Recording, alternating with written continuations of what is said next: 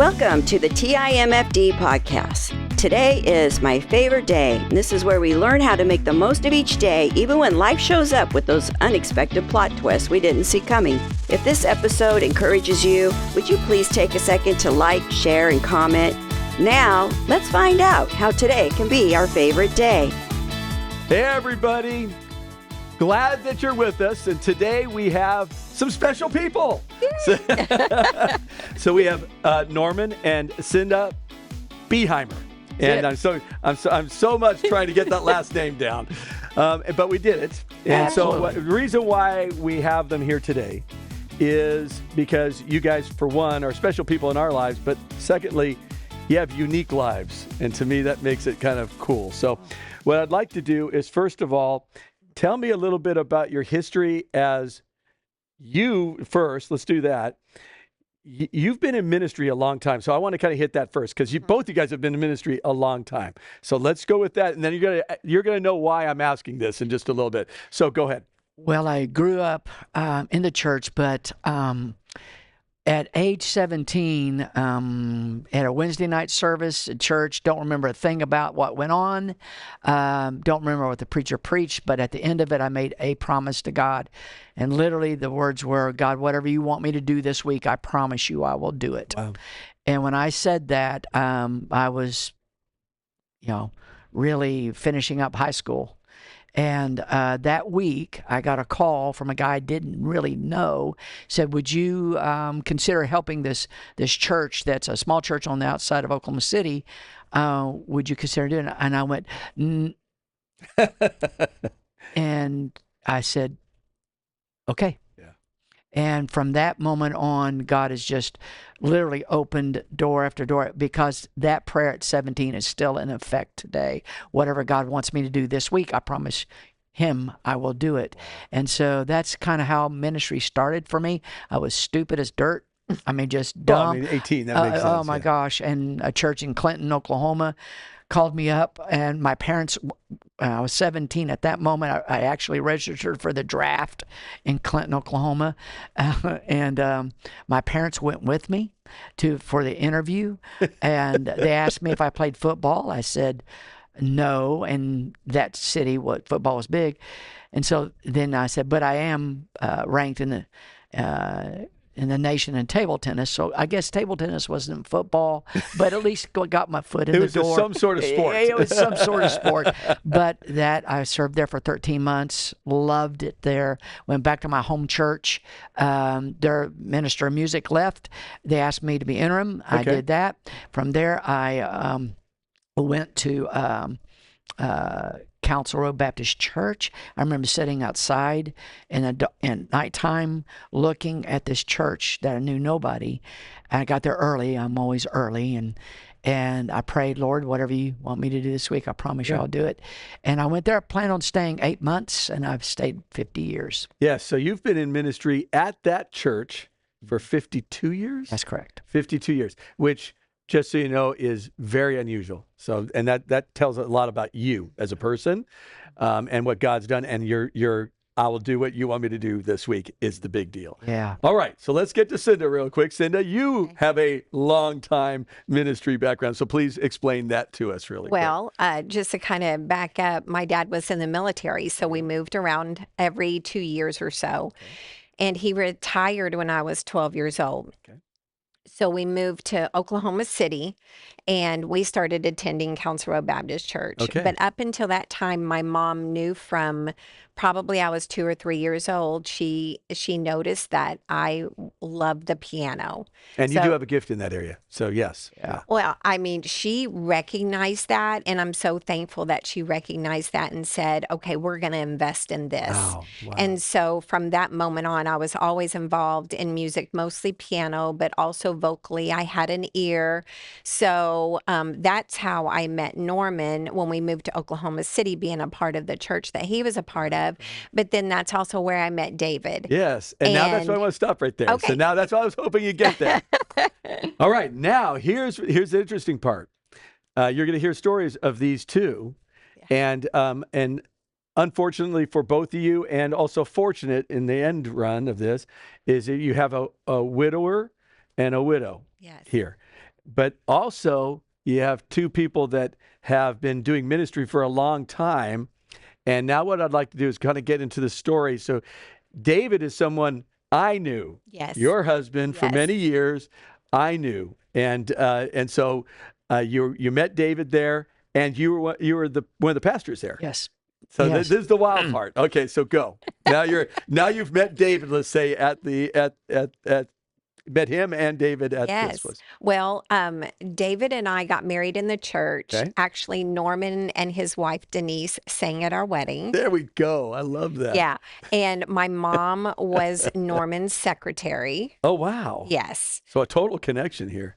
Total Wow. connection. We were very involved in the music, which he was over, and the youth ministry and things like that. But David and I felt a calling into ministry, and in 1986 we made the move to Florida, Yes. and that's where we got involved in a church ministry. Met some of the pastors there, and they also recognized the calling of God on our lives, and we were a part of church planting Some pretty large with them. church plants Yes. too. Yes. Yes. And so we did 3 together. Yes.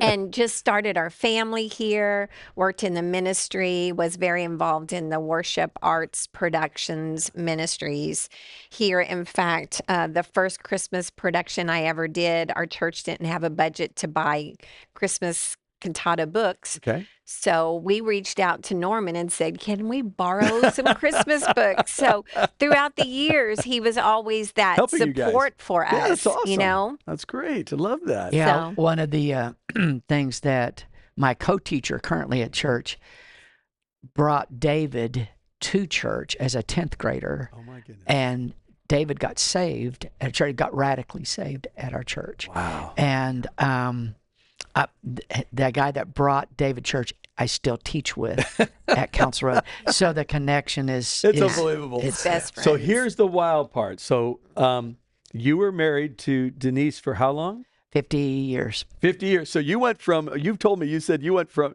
can you talk about that real quick? You went from voices in Yeah. your life. So explain that really quick to me. Well, I got married right when I was 18, Okay. and dated Denise for a couple years, so it wasn't we knew each other. Sure. And so I was living at home in my freshman year at college, and then so my mom was on my voice the day before I got married, the day I got married, and then Denise was my voice from that day And forward. can you explain that voice? Yeah, to me? that voice. I never really understood.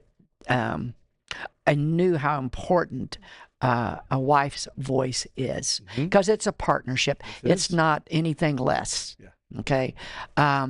But when I became a widower, I didn't have that voice anymore. It was gone. It was worse than gone. It was like there was never a voice at that moment to me. Wow. And I was I felt vulnerable. I felt exposed. Yeah. I mean, everything I said, I thought, I wonder how that was received. Yeah, I could see that. When somebody, a guy or a woman would talk to me, I was suspect. Why Yeah. were they talking to me? Yeah. And I've never been like that. I've always trusted people. Yes. And so that was scary. I'm telling you, Dave, that was truly a scary point. Then I got to say this. So when David died, Yes. Cynda's husband died, my coworker came to Tampa and his wife and spoke there. Clay asked me, That's right. That's right. He was one of the speakers. would you like to write something for David's service? I said, absolutely, I would. So I went and gave it to Clay and read it. So that voice, that moment was done because Denise died 6 months after David died. And so there was a lot going on. But David died in September, and in October, the next month, on one day, just one day, the Lord said, call Cynda and see how she's doing. Yeah. And I blew that off. I said, blew it off. So you forgot about the Lord, whatever you want me to do. Then. That day. I'm not the sharpest I got it, guy. me too. I'm not the sharpest pencil, okay? And so not only did I ignore it, then, Dave, I ignored it a second time. The Lord said, call Cynda and ask her how she's doing. Third time that got on that, just this one day, I said, okay, Lord, I'll call her. It's time to do that. And so I called her. She and I talked for 5 minutes. That was it. And when we hung up, I said out loud to myself, she just put on a good face for me. Yeah, So I said, yeah, I get that. when Denise died, and I've been in all the people in church, I've done a lot of funerals, a lot of weddings, a lot of those things, and I thought, who do I talk to? I mean, who do I go to? And Who understands this? who understands it? Yeah. And immediately the Lord said, call Cynda, see how she's doing and see how her children are doing. Because it was coming up to the first Easter after David died and Denise died. And had the Lord not, and this is what blows my mind, had the Lord not 3 times in one day asked me to do that, and being obedient at that moment, finally, I don't know what would have happened to that question. I asked myself, who do I call? Because the very first thought was, call Cynda. And that October date before Denise died, God knew what my future was going to look like, and made a connection there immediately. So I can say all kinds of things. It just blows me. He's an omniscient God, knows everything, and knows what's gone in the past and what's going to happen in the future and what's happened now. So that's wild. So I love that. So that's where we kind of get to. So you're in ministry, you're doing stuff with David, you're getting stuff from Norman, Denise, you're doing all that. You guys have been in ministry a long time. Dave was now playing again, and then suddenly passed away. Yes. And where were you? So here he is in this. Where were you in that? What happened with you, with your mind at that time and your heart? What were you dealing with, and how? Complete shock. Okay. Complete shock. It was shock. Yeah, because it was completely unexpected. Yes, it was. It's not something, I mean, you watch movies, you hear of other people's stories, but until you actually go through it personally, you don't know what not only your heart, but your mind and your body. It was just like maybe a week or 2 after David had passed away, and the kids were with me, and they said, Mom, let's go out, because we had stayed in the house and everything. And they said, let's go out and get something to eat. Let's just get some fresh air. And I remember us going to this little restaurant on purpose, because I just didn't want to see people I knew yet. I just wasn't ready for that yet. And we got in there and we were starting to order our food, and I felt heart palpitations. I was dizzy. My arms were going numb. Isn't that amazing and how that's that happens? never. And I, tried to act like I was okay, because I thought, okay, is this anxiety or whatever? And I had them take me to the doctor, because I thought I was having a heart attack. There we go. And so you went through all that. Your body just goes through all kinds of things. Plus you're not even thinking about, what am I going to do when people leave? I'm going to be alone in the house. The silence. The silence was so thick. The plans that we had, the conversations. Because you guys were already back. I mean, the joke here was, because you guys came out of here to go to the other church. I forgot the church's name. The Bridge Family Church. And so I was connected with it through social media. So I was getting to see your guys, what you guys were doing. And I know. It was so cool to watch David back in there. It was awesome. He was back in the ministry. He was loving it, because he was created for that. And this church was, we were all laughing, going, there he is, look at that. It was great to see him back on doing that stuff. It was. And then it was gone, and then you had to deal with all this. Mm-hmm. And so you and Norm end up talking, obviously, because he said he was calling you up. He called, and it's funny, because cards have always been, oh, thank you for the card. Yeah. But when I got, and I still have the cards in a basket, cards and phone calls and people checking on you. You don't realize how important that Big. is Absolutely. Big deal. until you go through something like that. And so I was getting phone calls from people, and I obviously had his name in my his name in my phone. So when he called, I just remember going, "Oh, Norman's calling," Yes. because we always admired and respected him and Denise, Absolutely. and, just not wanting to obviously be a Debbie Downer, but really appreciating when people do check up on Yes. you, because some people disappear because Yes. they Well, go they just on with disappear. life. They can't. Well, for one, Of a lot of them course. can't handle it. That's Right. That's Just exactly right. right. Yes. And that's taught me something Yes. about, I've always wanted to care for people and be mindful of that, but it's completely different when you're on the other side Yes, ma'am. looking in a Yes, direction. yes, So, yeah, and I understand him feeling really weird about calling me, because when you're in full-time church ministry, you don't call the opposite sex. No. You have someone else call, or you have your wife or You your got it. husband Yep. call. Yep. So just, at the time, obviously, we were just like, thank you for calling Yes. and checking up. And then when he called about Easter, it was really or not called, you had private messaged me on Facebook. Got it. So he could have texted me, but Yes. it still was, it was done properly. And Easter, and I've always celebrated Easter Yes. my whole entire life. Easter was even bigger for me than Christmas. Yes. But the word resurrection was so powerful for me, because that Easter, I was in a different place. I was in a different mindset position, and saying, God, I thank you for the cross. Yes. I thank you for resurrection, because I know where David is. Yes. I know I'm going to see him Yep. again. I know he's completely healed, That's right. and he's rooting us on. So when he messaged me, I understood. I was like, no, I get it. And we were both so in this fresh state of grieving, but fresh state of understanding God and sensing his presence. I mean, I don't want to talk No. for you, but No. I felt God all around me and everything, and every phone call I got and every phone call I had to make. Some of the hardest phone calls, explaining to people that I don't know on credit cards, like my husband just passed away, and then breaking down and trying crying. to figure out all that stuff. All of that, Yeah. but God was there, and it You know, was, the word resurrection that she said, I think this is worth noting. Daily, I thank the Lord for the cross. I also thank him for the resurrection, because that is his power was sin, death, and the grave. That's why I know we have something to celebrate.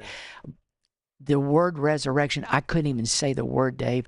In fact, 2 weeks after Denise died, people would say, oh, I know that this is a really hard time for you, but could you do this service for us? And I said, you bet.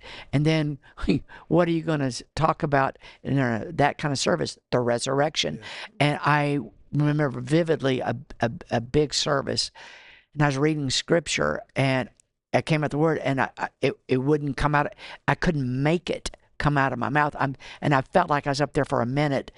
It's probably, I don't know, probably 10 or 15 seconds. I just stood there and then asked the Lord to give me the strength to say the word. So when we say resurrection, people hear that.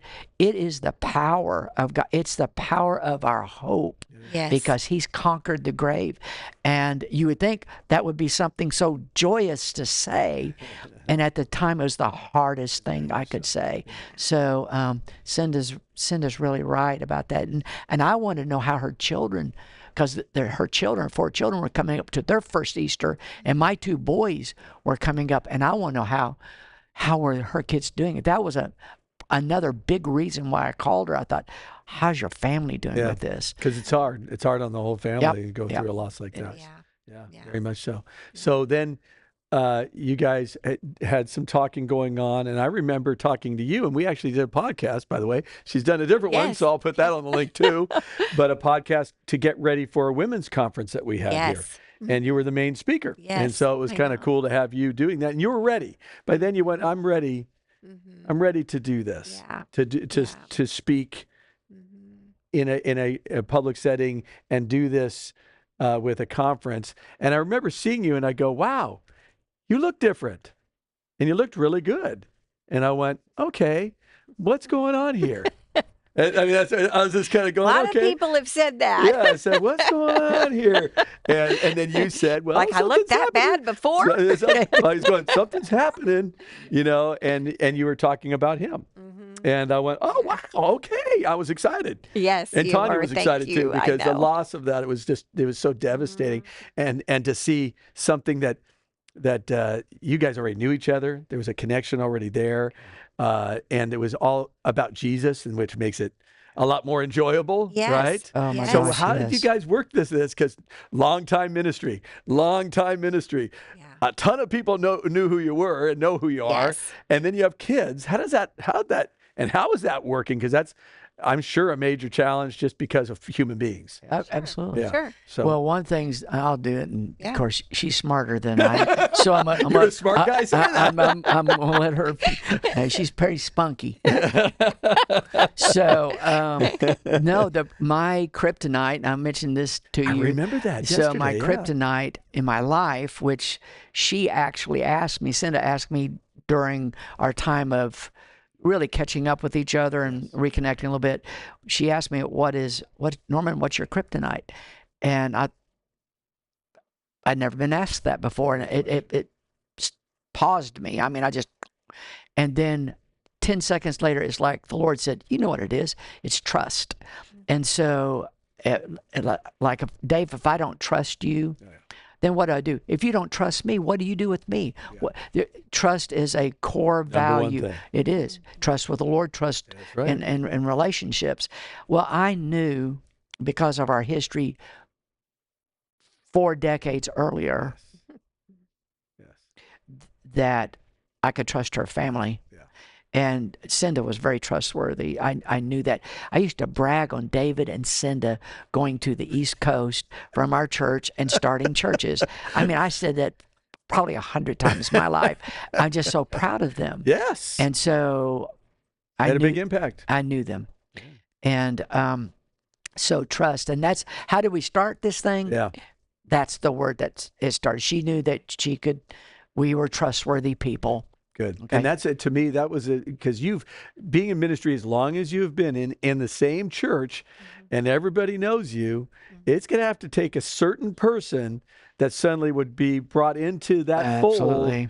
fold and be married to you, because everyone knows Denise. And that's why I went, when you guys were talking about that, and I went, that makes a lot of sense. Yeah. I couldn't think of another person that could actually kind of No. be in that situation with you. I mean, No, I could tell you right now, you ask, if there wasn't trust, this would not be No, happen. no. Would not have happened. And I don't know what would have happened past that for you, yeah. at all. But so me trusting her and her voice. Remember, I'm going back That's her- when go we back to were the voice. talking, and I would hear her voice. It was peaceful, and it caught my attention. And I think that was God, because, you don't have to pay attention to people, but she caught my attention. So yes. it was really a beautiful thing, and the trust factor was never in question. Okay, I got to ask the question. So she asked that to you. What's your kryptonite? What's my kryptonite? My Yes. kryptonite is also trust. Trust. Okay. Yeah. It is. But I think it as a female, it's different, but it's very, very important. Well, I tell have me, to. for a female, why would it be different? Tell Well, me. because Because you I got males think that watch this and go, what are you talking about? Well, Yeah. no, absolutely. I yeah. think I felt safe with him. Okay. So I think for me, it's being safe. Okay. So I have to trust someone that I can, and I think, I've been through different experiences in Yes. my life Yes. personally, also being in ministry. Unfortunately, you have to guard, You do. you have to You love do. all people, That's right. but you have to have good, wise boundaries. Yes. You Yes. can't just tell somebody No, something and you can't. you know so I think with me feeling very safe having the conversation with him, because as far as I was concerned, I was never going to get remarried. I wasn't going to ever date, so that wasn't even in my radar. Like, what would that look like? I didn't even ask Because myself that. how long were you guys married? 43 So years. see, you're Mhm. talking what, Yeah. 95 years between the two of you? Yeah. No, 90 years is 40 and or 43 and 50. So 93 years. That's a lot of trust Yeah. that was built up with people. Absolutely. And now you're having to try to We get look that good for trust. 93. Yeah, you guys look awesome. Look awesome, man. But you But- trust and safety. And safe. So Yeah. that safety, I felt safe to talk to a man on the phone. I Okay, know this very sounds, good. I know it sounds wild, No, I but get you're it. in a weird season and you're doing, like I hadn't talked to a man on the phone unless I was working or it was Yes. job related or Yes. something. I don't even coach men, Yep. you know? Yeah. So I felt like he was family, to be honest with you. And that trust factor from decades ago Huge. was super, super important So, to me. something else we haven't said. Her parents live 9 minutes from me in Oklahoma City. 9 minutes. She lives in Florida. Her parents live 9 minutes in Oklahoma City from me. Also, her parents were my boys' Sunday school teachers. Wow. Okay. And her mom, as she said, was my secretary. She was also one of my pianists. So, there's something grounding Yeah. about that. I could see that. So that's very important. That's where we started. Now our children, my oldest son, Cynda taught as a 9 or 10-year-old. Oh my goodness. In choir at our church. Jonathan remembers Cynda very well. So Jonathan actually embraced it in a healthy way for his dad. Yes. Okay. Jeffrey probably missed the next. I think for Jeffrey, he thought the next decade with his mom was going to be very special, Yes. and so that got eradicated. Okay, And now there's a whole issue of that. Yeah. But both of them have seen. Cynda and I've said this. We are going to be who God called us to be. Yes. We're not forceful. We're not ugly. We're not anything like that. I love her kids. I think our kids are, they're funny. They're smart. Okay, gifted. Yeah, they're very smart. All of that. Yeah. And David talked about that all the time. well, they are. They're, and so and my boys own their own businesses. They're very that way. So they've started catching up with us. Okay. And all we can do, Dave, is what Christ did for us. He loved us like we are. Yep. And so I'm going to allow my boys to love Cynda like she is. And I think Cinda's allowing the same thing for me. And it's not been perfect, but it's been a beautiful thing to watch what God's done. But what I want to do with you guys, this down the line, we're not going to do that here, but I'd like to talk more about how you blend these families after these many years of successful marriage, and then dealing with the death of a spouse and then coming back. And so I believe that's something that you guys could talk more about on. But what I want to do is, because I'm noticing the time already. So what I would like to do, though, from there, when did you guys get married? When did that happen? February 1st. February 1st. Yes. Well, you remembered that. There you go, pointing up. Yeah, you can remember that. So February 1st, and that's a good, easy thing for a man to remember too. Yes. So it makes it kind of nice. Don't give away our trade secrets, please. I know a guy. I already knew. I know a family where the father, this is a grandfather, married his wife on his birthday. The son married his wife on his birthday, and all the sons that have gotten married in that family marry on their birthday. That's so. They'll never forget.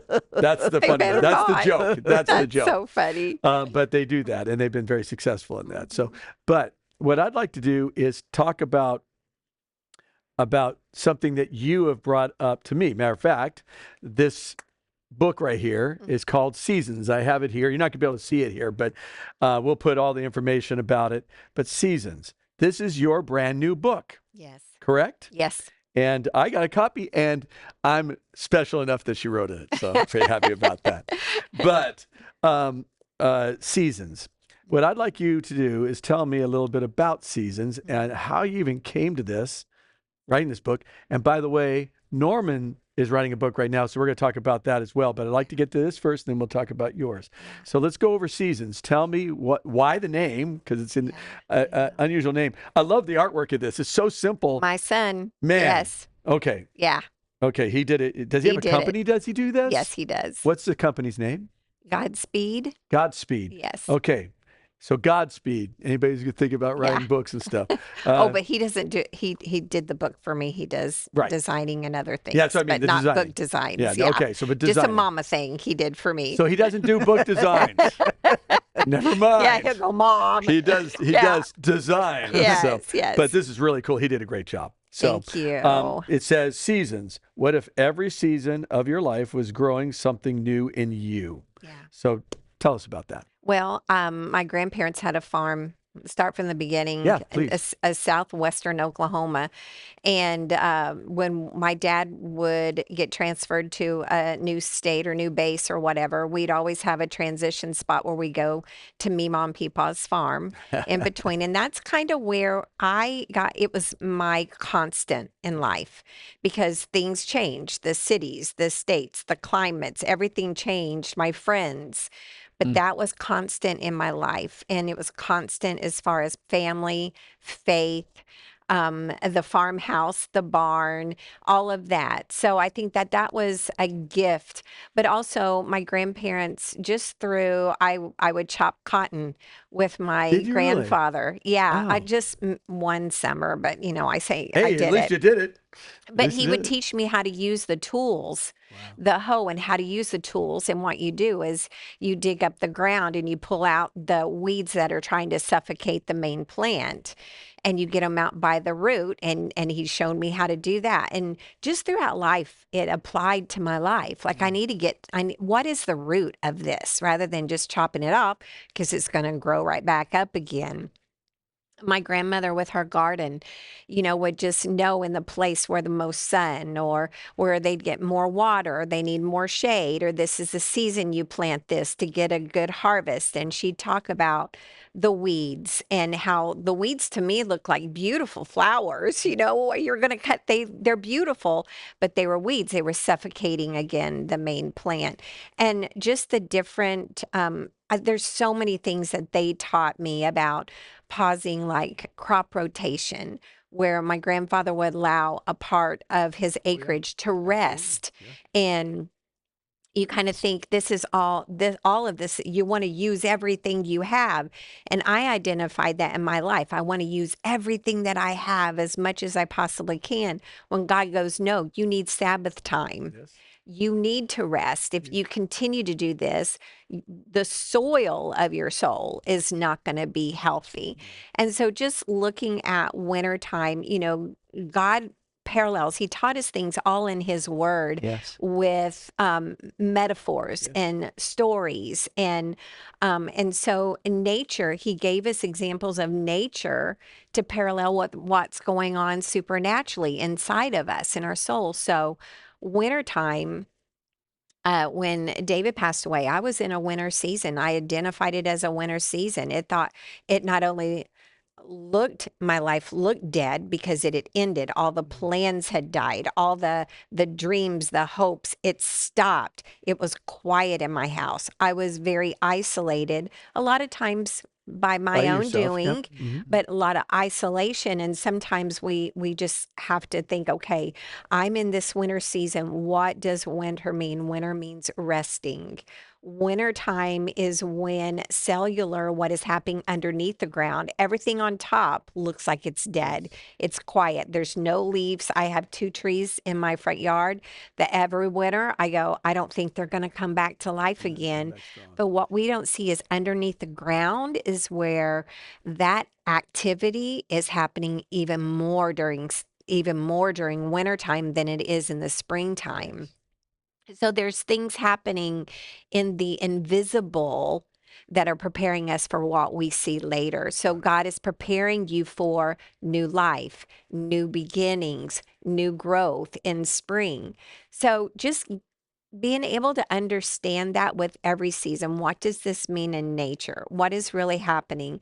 Helped me to be present and embrace the season that I was in. A lot of times we just don't want to be in winter. Yeah. Or summertime. Summertime sometimes is chaotic. The rhythms are off, Yes, it you is. know.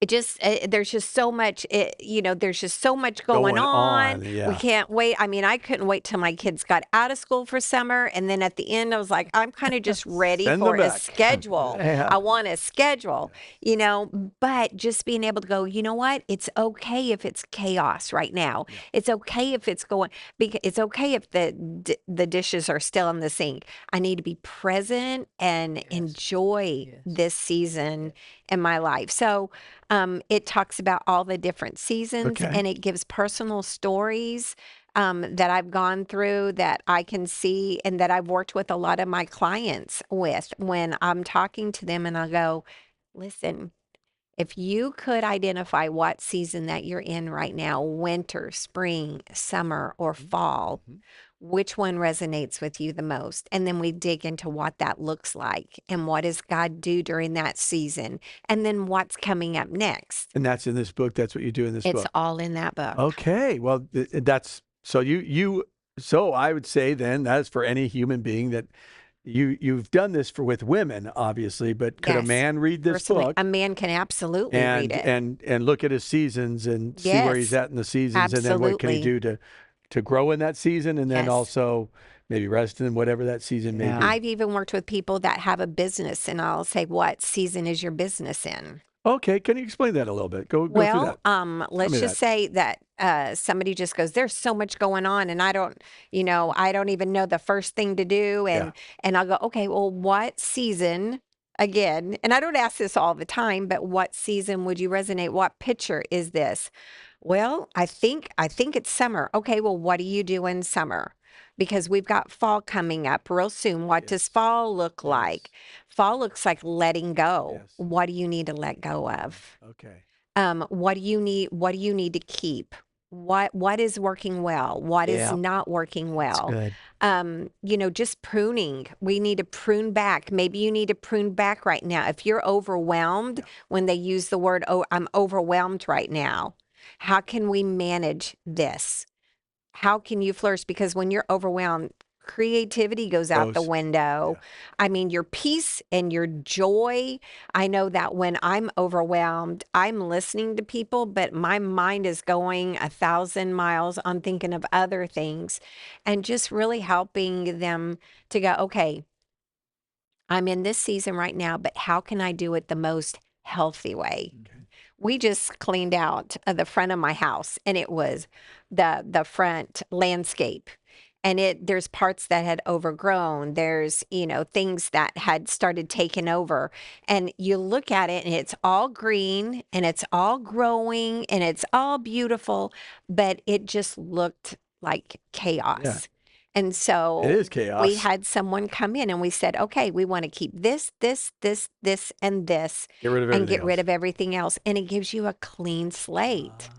Now you can add the color, you can add whatever you need to do. And, we can do that in life. We can do that in our relationships, in our marriages, Yes. in our ministries, in our Give me an idea with businesses. ministry or with marriage. Tell me, like going through pick a season and kind of talk about that. Well, real let's stay on summer. Okay. You're busy going, you're going and you're blowing, and you've got, your husband's working, you're working, and then in the evening you've got kids, Yep. or you've got your chores that you need to do, or obligations.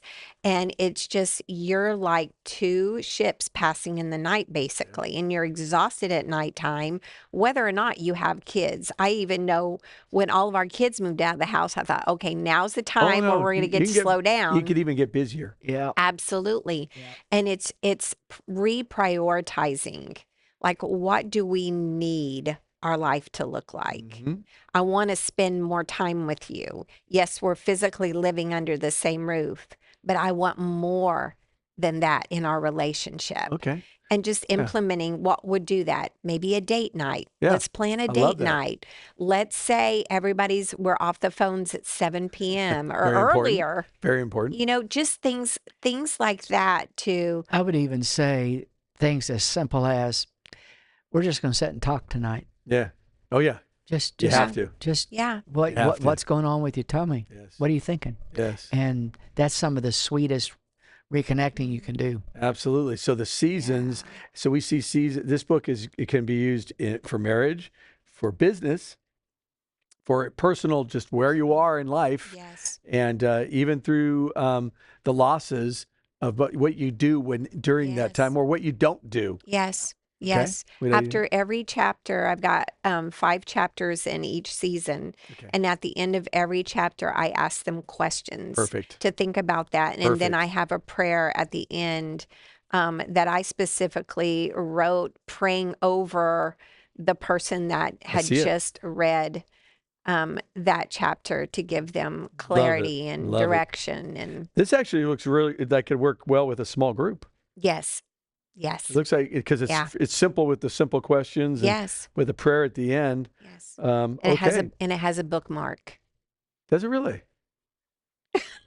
She's thrilled about I the am bookmark. thrilled What's about the the bookmark? bookmark. There's a bookmark in there. Is it real? Oh, you do have a bookmark. That's such a female thing. It is see, it is. That's such a girl thing. It Okay, is. But you know I what? know. It's now going to be But a I'm thing for me tickled. too. I'm tickled there about we go. That's actually a great idea. Sorry, it's book people. I know. I know. I like this. Yes. I may do that. So it's not too girly. I'm going to be using that in my No. next book. I Yes. love that. All right. So seasons. You've just given me an idea. I may use this in a Good. small group that we do. Awesome. That'd be Awesome. Be excellent. I love it. I like that. I would be honored. That's all Yes. compact. That's what I Yes. like about that. I told you she's smarter than Yeah, I she's am. smart. She is smart. Hey, I saw that at the conference. I get it. All right. So we have seasons. We'll give all the information about this book so you can go get it. But there's also something happening at the end of this month down here in the Tampa Bay area. I don't Yes. know if you're doing something up there also, but here, what are you doing here down in Tampa regarding seasons? Yes, well, we're having the book launch and book signing. So I'm introducing the book publicly, and it's going to be on Monday night, July 27th from 6:30 to 8:30. It's a come and go. At 7 o'clock, I'm going to be reading the foreword of the book and just sharing a little bit why I wrote the book. But I wanted to make it a seasonal experience for people to come in. So when they come in, they're going to get a little passport. And then we've got different season setups, and there'll be a coach at each season, but also there's just different drinks. I mean, I was asking Norman the other day, what do you like to eat during the summertime? Because I know in fall, I have my favorites that I love Sure. to make and things like that. So we've got little goodies you can taste that kind of, bring in that season. What a great idea. Yeah, I'm I looking just forward want to them it. to experience Tanya and I are it. definitely coming to I'm that. excited, you So guys it's are. going to be fun. Yes. Now, are you guys going to try to do something up north too, up in Oklahoma area? We talked about that. I think there's a really good way to do that that seems natural. And so, yes, we've got some thoughts towards that. So we're going to do that sometime, probably, I don't know, it'll be the end of August or September, maybe a little bit more in the that'd be fall. great. But people, one of the things about Cynda, there are people in our church still that knew Cynda back then. Right. And so they are either they're lying to us or something, but they actually are very. They've been very loving. They've been very great, gracious towards us. Yes. So we're going to plan on doing Good. it. I think that'd be awesome. Okay, so we have seasons. So this is a smart couple. So we're going to go to the next idea here, which is you are writing a book, and I'd like you to explain why you're even doing it, because it was your son that brought something up that I think is important for people to understand. Thanks, Dave. My youngest son, it's coming up to about 5 years ago, said, "Dad, if you die without sharing the things you've learned in ministry, learned in leadership, and not share it with people, it would be a crime." That's what he said. Wow. And so I started coaching men shortly. That's a whole different story, how God opened up that. But we're going to talk about coaching too. So okay. let's go with the book and then we'll go to coaching. So Jeffrey's been, he's my funny son, plays it off, but he's, for Father's Day last month, he knew I was coming for a month. He got me a journal. I journal on other things. Got me a brand new journal. He got me sticky notes. He got me markers, and he got me pen, and he just gave it to me, which is his way of saying, "Get it done, Dad." That's what he was saying. Here are the tools. Do it. That's right, and he's been persistent. And so, anyway, I wrote 2 chapters. It's going to be a 10-chapter book at this point. I think I'm going to call it lowercase leadership. I love that. And because it comes from a heart of hopefully humility. Like, so some of the titles are like the blame game. Yeah. You know, people blame things, and in leadership, I can't deal with people that blame their lack of or whatever on somebody else. Yeah. So I talk about that. I talk about your first priority is your family. I talk about, in fact,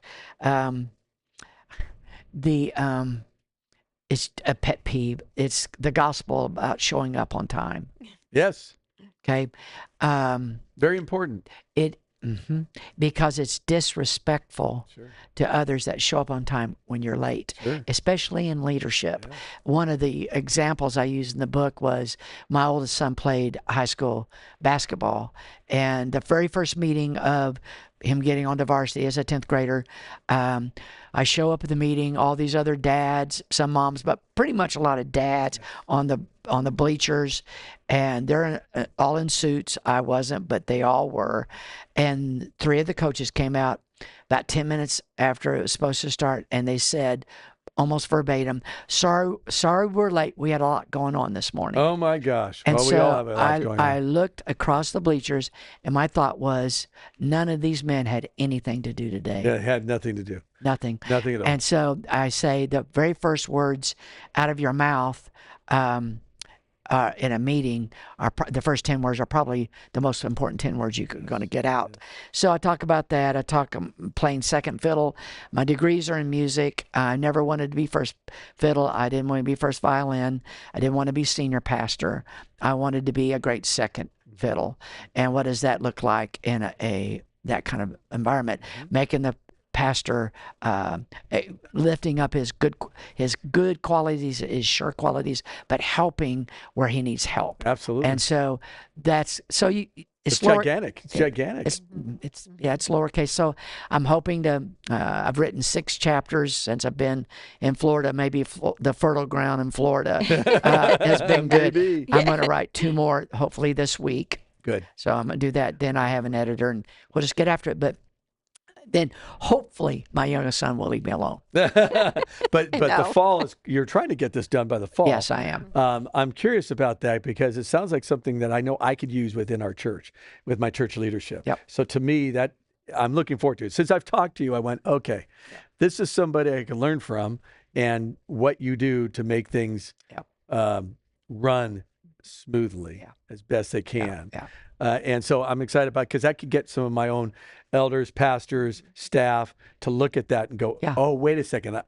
This is something that we can take on and do. And that would be exciting to me. I hope so. So I'm looking forward to that. Thanks. Can't wait to get Dave. that. Can't wait to see that get done. Okay. I don't know who you're going to do the cover. Mine will not be as pretty as Cynda's book. I just trust me, Dave. I bet it's going to be cool. I'm looking forward to that. Thanks. Because like I said already, 52 years in ministry is grand enough. 52 years of ministry at one church is unthinkable. And 52 years of ministry at one church as not first in command, first violin, or what do you call it, violin? But to be that second support person that does so much that the pastor could actually go do his stuff, which makes the church grow. And that's bottom line. To have that is very unusual. So I believe you writing a book with that credential will make a lot of sense Oh, to a lot of people. thanks, So it Dave. won't be just for senior pastors. It'll be for other people going, oh, this is what's needed. It'll be, I think, could be a support for pastors, senior pastors to go, guys, Yep. we need this, Yep. you know? Yes. And at the same time, it shows the pastor go, I need this. And what am I doing? You know, why am I running myself into the ground and not really You know, it's letting other people do what they need to do? It's funny. I've served with 5 pastors in those 50 years.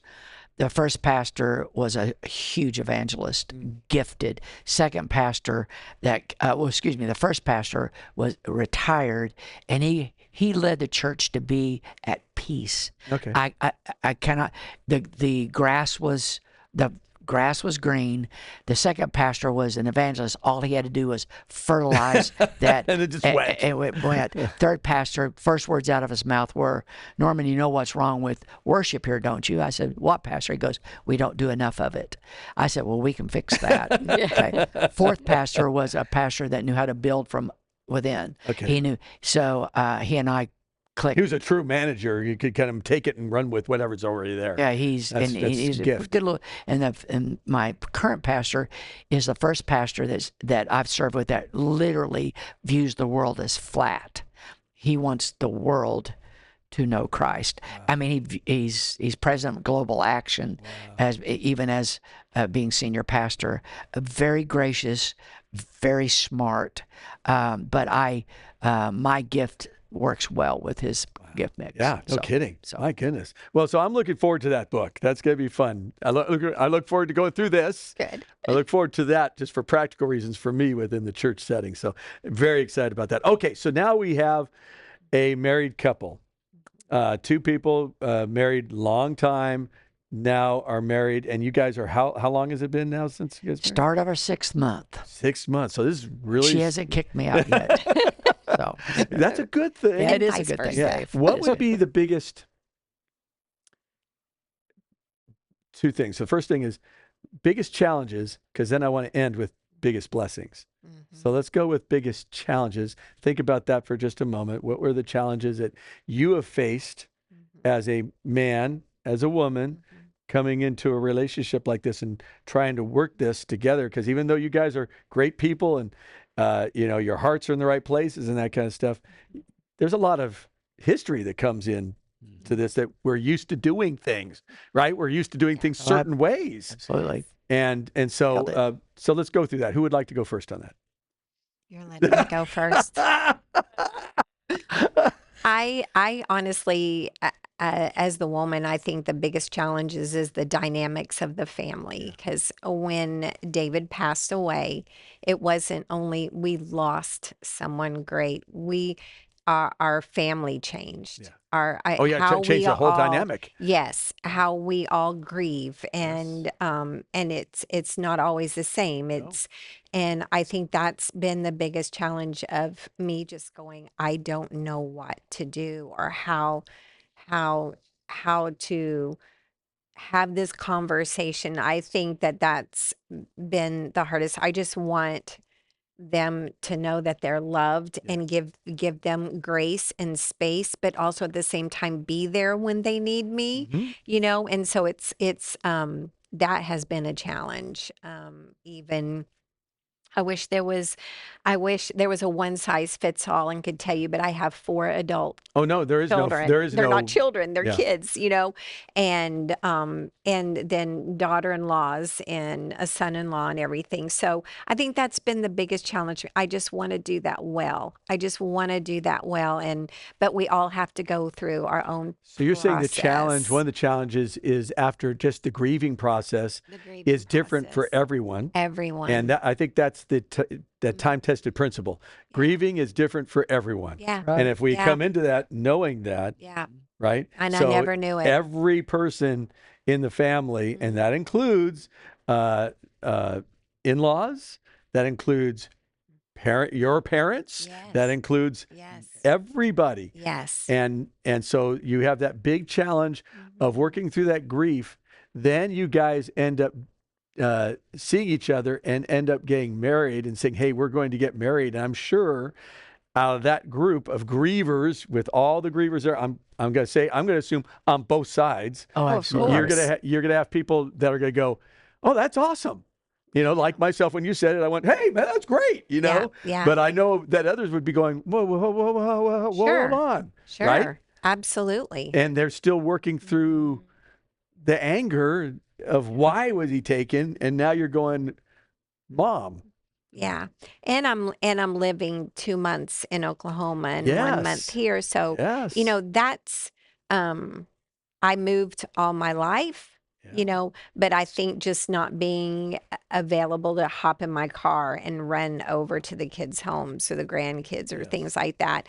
But we're just trying, you take one step at a time, one day at a time. You try to I want to be sensitive to their needs. And there's always been a conversation between us. If you ever need to just drop what you're doing and fly out there, then we can do that. And I'm very grateful for that. So, Well, I yeah. So you would say the grieving process from everyone, not just yourself, Oh, would be absolutely. probably one of the biggest Well, challenges? I would say, and that absolutely is when we first started reconnecting, there was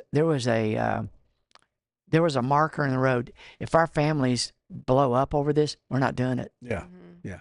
Okay, Yeah. that's Can't do it. Can't happen. can't do Yeah. it. And so we both talked like we're not pretentious like it's going to be easy, but Yeah. that was a deal. I do think too that the thing that you either say life is over, Yeah. okay, Which is easy to do. is easy to do, maybe even in one way simpler to do, Mhm. Very. okay, and but she is so gifted. I mean, the book came in this last weekend. I mean, she gave birth to her 5th child, which was this book. Okay. But I say, I couldn't be more thrilled. I think I'm more thrilled about the book coming in than she is. Right. I'm so proud of her, thrilled for her. It's the right thing. I'm so glad she did it. She paid the price to do it. It's going to bless a lot of people. And so I can rejoice in that. And I want her kids to see that the guy that they're just getting to know really loves their mom and supports their mom. Yes. Okay. And I'm with all my heart, I mean that. So that was a deal. The travel, that was another Big challenge. Okay. Yeah, big challenge. Big. And so we've worked out kind of a schedule like she talked about, but we're very flexible with that as well. Okay. We're able to do a little bit of that. So, but it's going back to that prayer as a 17-year-old, Lord, whatever you want me to do this week, I promise you I'm going to do it, Yeah. and I can't get away from that. Yeah. So, Yeah. So the challenge. So what's the biggest blessing? The biggest blessing. Biggest blessing. The biggest blessing. Because we got to look at the blessings. No, absolutely, is that God knows. God knows. I believe that he knew years ago. Oh, I yeah, of believe course. that he was watching and orchestrating, but the biggest blessing is that I don't take a day for granted. Yeah. I've completely see life different, and I've always been very positive and thankful person, Mhm. but you just don't take Oh, a day no. for granted. You don't take the little things that you automatically knew that they were always there, they're always going to come, or text messages or Yes. hugs or just whatever, just even life being the same. I just don't take that for granted. And I'm thankful every single day for I'm thankful for David. yeah. I'm thankful for our family, that the things we got to do together. Um, I'm thankful that God just says you're not done, and I'm still in your quote, but that God has told me you're not done. No. Well, I mean, this book Yeah. kind of tells you Yeah. that. And that he has more, Yes. and I know that there's a lot of people out there that have lost a spouse, and the more doesn't mean that there has to be somebody Right. to fill that more. But whatever that is, know God has more for you. He's got more life. He's got plans for you. And so don't ever give up on that. That's awesome. Yeah, that's What a about yourself? blessing. And I'll just go back her voice. Her That's okay. voice. That's what we do this live. Yeah, that's right. And maybe my son. So Get your book done. yeah, gosh, but it's I love that. Cynda's voice. Blessing. It is a it's brought a solid ground back to my feet. Okay, and so I'm doing things that I really probably wouldn't be doing. So that in itself says that God has something in store. So, but and not every guy's going to be like that. I have to tell you one. That's the blessing. I'm going to tell you what the blessing. Let me tell you about the fear that happened. I was in church at our church, and a lady came up to me and wanted to pray for me. Okay.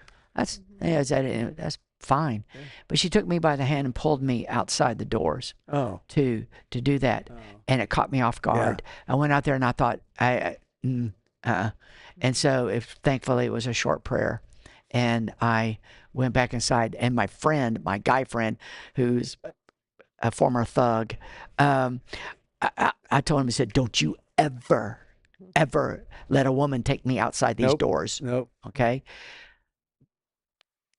And I can't speak for all men, but that wigged me out. Well, I mean, just men are men, so there's a temptation that's always going to be there for one, and you can't put that in front of you at all. No. And Joseph, he ran away. Yes. I'm out of here. That's what I felt like. But with her and the people that my church know, people here know, we are a couple. It goes back to covenant. I told both my boys this. You loved your mom. Yep. I loved your mom. I was in a covenant relationship with your mom. You guys knew that. Mm-hmm. She went to glory. Mm-hmm. One day we'll see her again. Mm-hmm. Okay. But I'm in a covenant relationship with Cynda. Yes. So boys, whatever you think, you hear your dad. Yeah. I am in a covenant relationship. Yes. And I'm making that a marker for them as well. Yeah. So I feel in covenant, I like her voice. I like what she says, her thoughts. So that's the blessing for me. I love it. I love it.